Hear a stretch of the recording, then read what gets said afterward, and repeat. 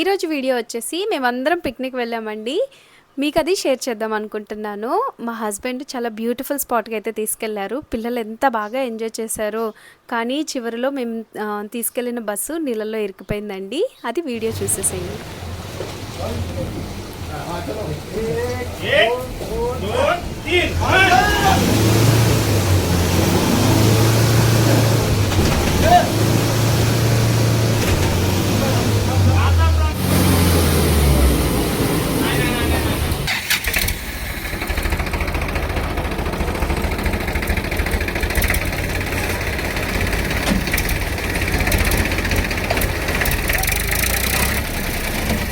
అసలు ఏం జరిగిందో మీకు తెలియాలంటే కనుక ఈ వీడియోని చివరి వరకు చూసేయండి. మేము మధ్యాహ్నం వెళ్ళాం అనమాట. అక్కడ వంట కూడా మేమే ప్రిపేర్ చేసేసుకున్నాము. చికెన్ కర్రీ చేసాము, రైస్ చేసాము, అట్లాగే చపాతీలు కూడా చేసుకున్నాము. కట్టెల పొయ్యి మీద వంట చాలా అద్భుతంగా కుదిరిందండి. చాలా బాగుంది అసలు. మేమైతే ఇది ఒక బ్రిడ్జ్ అనమాట, దాని కింద అయితే వచ్చేసాము. ప్రస్తుతానికి వచ్చిన తర్వాత బస్సులో నుంచి దిగి మేము ఇక్కడ మ్యాట్ వేసుకుని కూర్చోవటం అయితే జరిగింది. అయితే చుట్టుపక్కల చాలా చెత్తగా ఉందండి, దాన్ని అయితే అవాయిడ్ చేయండి. అంటే ఇలా మేము ఫస్ట్ టైం అనమాట ఇట్లాంటి వీడియో తీయటం. నెక్స్ట్ టైం మేము వెళ్ళినప్పుడు ఏమేం ప్రిపేర్ చేసుకోవాలా అన్న అనుభవం కూడా మాకు తెలిసిందనమాట. అంటే మేము ఎప్పుడు బయటికి వెళ్ళినా సరే లంచ్ కానీ, బ్రేక్ఫాస్ట్ కానీ, డిన్నర్ కానీ అన్నీ హోటల్లోనే చేసేవాళ్ళం అండి. ఇలా చేయటం మొదటిసారి చాలా చాలా బాగుంది అసలు. మన చేత్తో వండుకుని మన బిడ్డలకి పెట్టుకుంటా మనం తింటా చాలా బాగుంది. అది కూడా కట్టెల పొయ్యి మీద చేసాం కదండి, టేస్ట్ అసలు ఇంకా బాగుంది అసలు. ఇలా వచ్చేసిన తర్వాత వంటకి సంబంధించిన ఏమేం కావాలో అవన్నీ ఇక్కడ కట్ చేసుకుంటున్నానండి.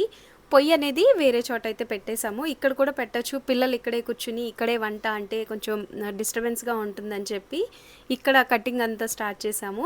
ఇక్కడైతే పొయ్యి పెడతాం జరిగింది. మా అన్న అయితే గిన్నెలకి మట్టి రాసేస్తున్నారు, ఎందుకంటే అవి బాగా మస్ అయిపోతాయి కదా, తర్వాత క్లీనింగ్ చేయటానికి ఇబ్బంది అవుతుందని చెప్పి దాకలకి ఇట్లా మట్టి రాసి పెట్టేస్తున్నారు. ఇక్కడైతే పొయ్యిని పెడదాం అనుకున్నాము. మా హస్బెండ్ ఇదంతా చక్కగా నీళ్లు క్లీన్ చేసేసి నీళ్లు చక్కగా చిలకరించి పెట్టేశారు.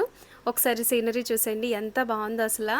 అంటే ఇది బ్రిడ్జ్ ఎండాకాలం కాబట్టి ఇట్లా నీళ్లు లేవండి, లేకపోతే మొత్తం నీళ్లు నిండిపోయి ఉంటాయి అనమాట వర్షాకాలంలో. అయితే మేము తీసుకొచ్చిన బస్ని క్లీన్ చేయడానికి అయితే అక్కడికి తీసుకెళ్లారు. అది కూడా బస్ కూడా క్లీన్ అయిపోయింది అనమాట. అటువైపు చాలా ఎక్కువ నీళ్ళు ఉన్నాయి, ఇక్కడ తక్కువ ఉన్నాయి కాబట్టి ఇక్కడ కూర్చొని మేము వంట అయితే స్టార్ట్ చేస్తున్నాము. మిగిలిన ప్రాసెస్ అంతా కొత్తిమీర, పుదీనా, ఉల్లిపాయలు, పచ్చిమిరపకాయలు అన్నీ తరిగి పెట్టేసుకున్నాము. ఇక్కడ మేము తీసుకొచ్చామండి, పుల్లలతో సహా అన్నీ తెచ్చుకున్నాము. ఇక్కడికి మంచి నీళ్ళు కానీ, పిల్లలకి సంబంధించినవి కానీ అన్నీ తెచ్చుకున్నాం అనమాట.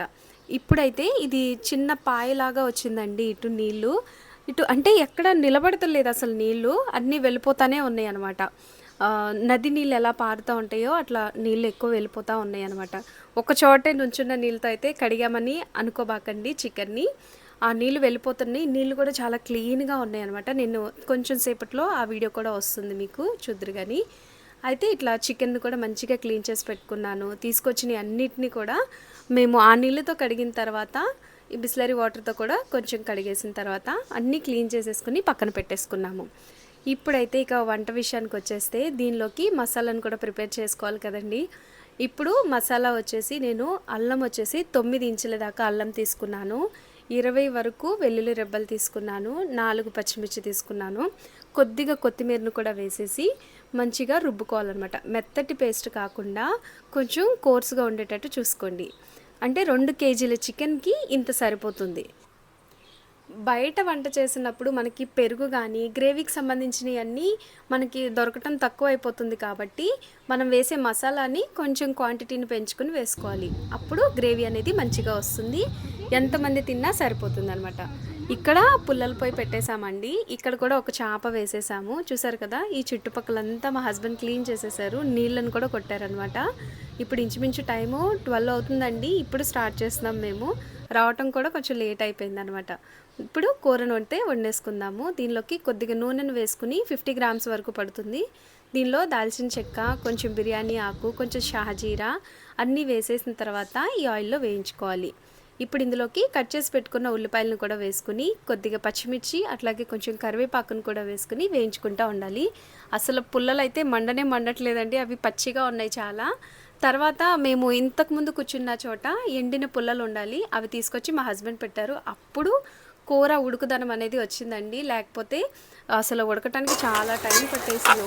మనం డైలీ చేసే వంట కన్నా ఒక 1 అవర్ అయితే ఎక్కువ పట్టేసింది. కొత్తిమీర దంచి పెట్టుకున్నది వేసేసుకోవాలి. అసలు పొల్లలు అయితే మనం వేసిన మసాలాని పచ్చివాసన పోయి మంచిగా మసాలా మంచిగా వేగిపోయిన తర్వాత ఇందులో కడిగి పెట్టుకున్న చికెన్ వేసేసి చికెన్ నీళ్ళు వదిలేంత వరకు కూడా ఉడికించుకోవాలి.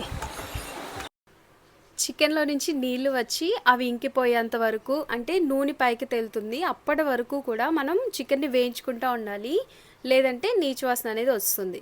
ఇలా దగ్గరకు వచ్చేసిన తర్వాత 2 టేబుల్ స్పూన్ నిండుగా దీనిలోకి ఉప్పుని వేసుకోవాలి. 1/2 టేబుల్ స్పూన్ నిండుగా పసుపుని వేసుకుని రుచికి తగినట్టుగా మీరు అడ్జస్ట్ చేసుకోండి.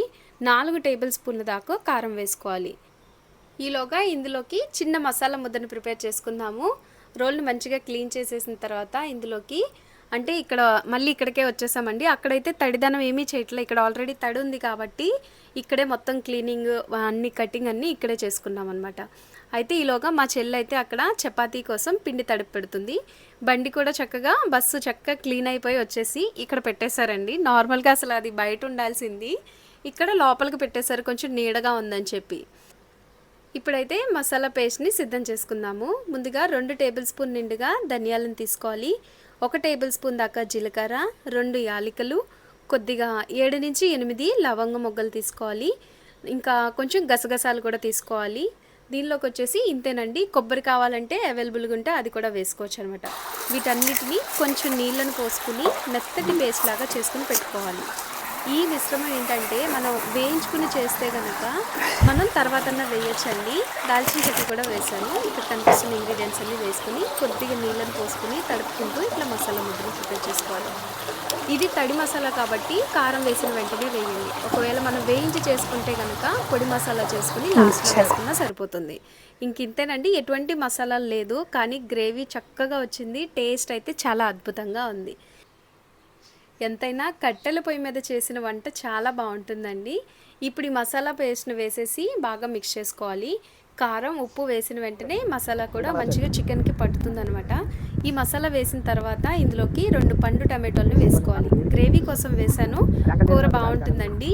అంటే కొంతమంది టమాటా వేస్ట్ చేస్తారు, కొంతమంది లేకుండా కూడా చేస్తారనమాట. వేసిన టేస్ట్ బాగుంటుంది. టమాటో వేసేసిన తర్వాత బాగా మిక్స్ చేసేసుకుని మూత పెట్టుకుని నూనె పైకి తేలేంత వరకు వేయించుకోవాలి.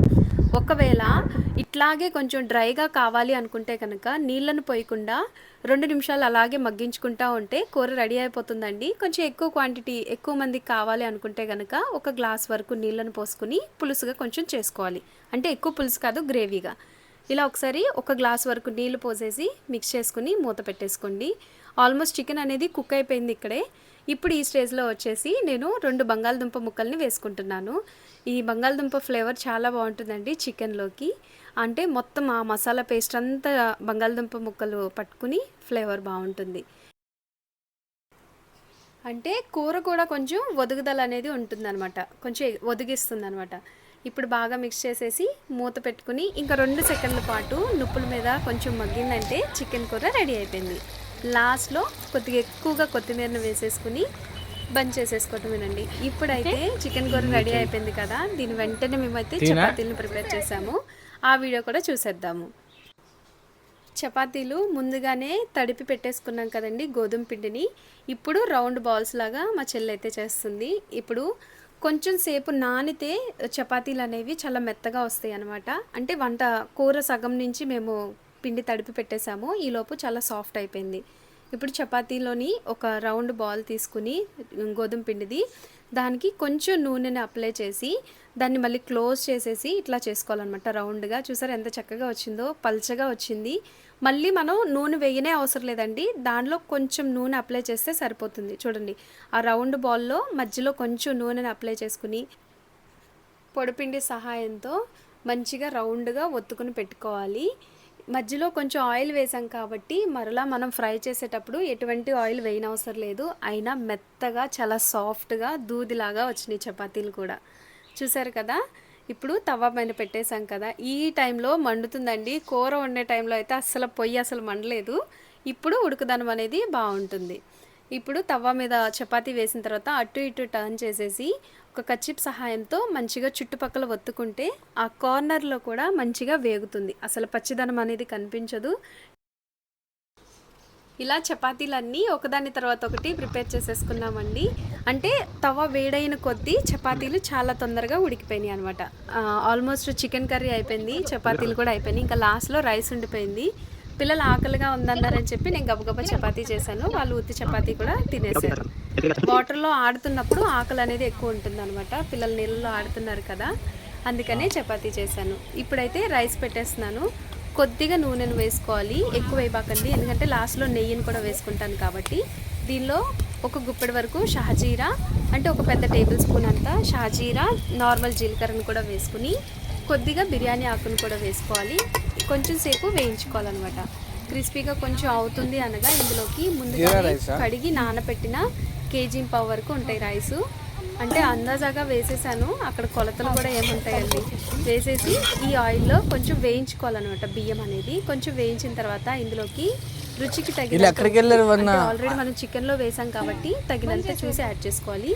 అందాజాగా నీళ్ళను కూడా పోసేసుకుని ఇలా నీళ్ళు మొత్తం ఉడికిపోయిన తర్వాత లాస్ట్లో కొద్ది కొత్తిమీర, నెయ్యిని వేసుకుని మూత పెట్టి రుప్పుల మీద ఒక 2 సెకండ్ల పాటు ఉంచితే అన్నం అనేది రెడీ అయిపోతుంది.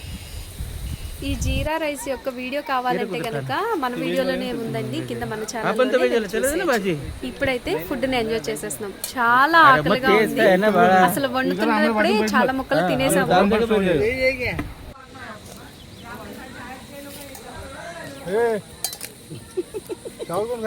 ఇప్పుడు టైం ఇంచుమించుగా 5 అవుతుందండి. అసలు చూడండి ఎలా ఉందో వాతావరణం అంతా. పిల్లలందరూ ఆడుకుంటూ బ్రిడ్జ్ కింద ఇలా, అక్కడ ఉంది మా గాడి.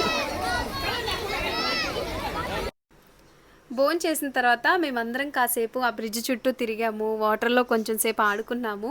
ఇంక ఇంటికి వెళ్ళిపోదాము అని అనుకునే లోపు వచ్చి చూస్తే ఏముంది, ఇంకా ఈ బండి ఇరుక్కుపోయి ఉందండి. చూసారా, వాటర్ ఫ్లో కూడా పెరుగుతుంది. ఇంకా చీకటి పడే కొద్దీ కూడా అసలు ఇంకా ఎక్కువ అయితే టైర్లు అయితే కనిపించలేదు. వీళ్ళే కాదండి, ఇంకా చాలామంది వచ్చారు హెల్ప్ చేయడానికి. అయినా సరే ఆ బండి అసలు బయటికి రాలేదు. కింద బండ రాళ్ళు ఉండిపోయినాయి. వాటిని తీసిన కొద్దీ మట్టి లోపలికి కూరుకుపోతుంది.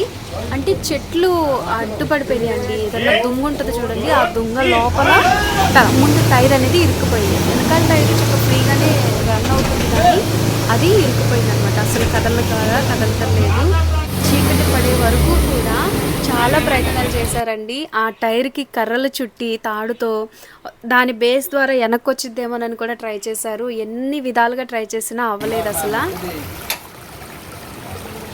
అంతకుముందు నీళ్ళ ట్యాంకీ వచ్చిందండి, అప్పుడైతే మాకు అసలు ఐడియా రాలేదన్నమాట. అది వెళ్ళిపోయిన తర్వాత, అంటే అప్పటికి మేము ఇంకా బయలుదేరలేదు. అది దానికోసం ఎదురు చూసాము, కాబట్టి అది కూడా రాలేదు వాటర్ ట్యాంక్. ఇంకా లాస్ట్లో పరిచయం ఉన్న ఒక ట్రాక్టర్ అంకల్కి ఆయన పిలిస్తే ఆయన వచ్చారనమాట. ఇది కూడా ఫస్ట్ ట్రై చేసినప్పుడు అసలు తెగిపోయిందండి. మాకైతే భయం వేసింది, వెనకాల స్టాండ్ అయితే ఊడిపోయింది మేము వచ్చిన బస్సుకి. అయినా ప్రయత్నించారు అలాగే. ఒకసారి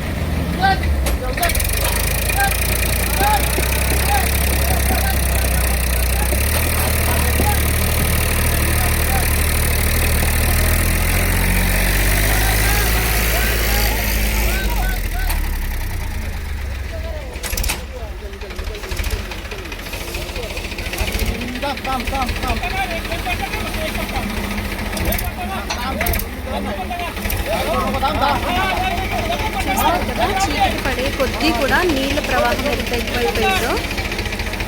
ఎట్లయితేనే బస్సును అయితే బయటకు తీసేశారు. చూడండి వాతావరణం అప్పటికి చీకటి పడిపోయింది. నేనైతే బస్సు లోపల కూర్చున్నానండి పిల్లలు ఉన్నారని చెప్పి. చూడండి ఎంత చీకటిగా ఉందో. అసలు ఎప్పుడు వెళ్ళిపోవాల్సిన అందరూ వెళ్ళిపోయారు. ఇక్కడ దోమలు కూడా చాలా ఎక్కువ ఉన్నాయి అనమాట. ఇదండి ఈ వీడియో. మేము ఎంత ఎంజాయ్ చేసామో. చివరిలో కొంచెం కంగారు పడ్డాం కానీ బాగుంది ఎక్స్పీరియన్స్ ఇది కూడా. ఇలా మీకు ఎవరికన్నా అవితే కనుక కామెంట్లో నాతో షేర్ చేసుకోండి.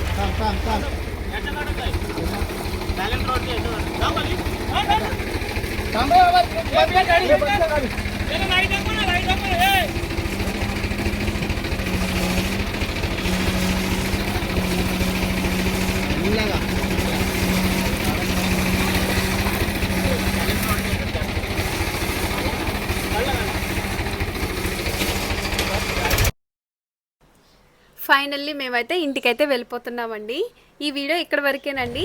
ఈ వీడియో కనుక మీకు నచ్చినట్లయితే మాత్రం కామెంట్ చేయడం మాత్రం మర్చిపోకండి. ఇట్లాంటి వీడియోస్ కోసం నా ఛానల్ని సబ్స్క్రైబ్ చేయండి, లైక్ చేయండి, షేర్ చేయండి. నన్ను సపోర్ట్ చేస్తున్నందుకు మీ అందరికీ నా ధన్యవాదాలు.